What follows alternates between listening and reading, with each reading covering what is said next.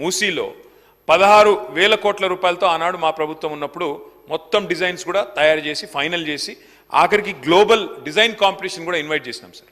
చేసిన తర్వాత ఇవాళ మాకు ఆశ్చర్యం ఎక్కడ కలుగుతా ఉందంటే ఒక రోజేమో 50,000 కోట్లతో మూసీ ప్రక్షాళన మూసీ బ్యూటిఫికేషన్ అని ఒకరోజు ప్రకటన వస్తుంది. తర్వాత పర్యాటక శాఖ మంత్రి గారేమో 70,000 కోట్లతో అని చెప్పి వారు ప్రకటన ఇచ్చారు. ఆ తర్వాత ఈ మధ్యన ముఖ్యమంత్రి గారు గోపన్పల్లిలో 150,000 కోట్లతో మూసీ అన్నారు. అధ్యక్ష, నేను అడిగేది ఒకటే, శ్రీధర్ బాబు గారి నుంచి క్లారిఫికేషన్ ప్రజలకు తెలవాల్సిన అవసరం ఉంది. ఇది ప్రజల సొమ్ము.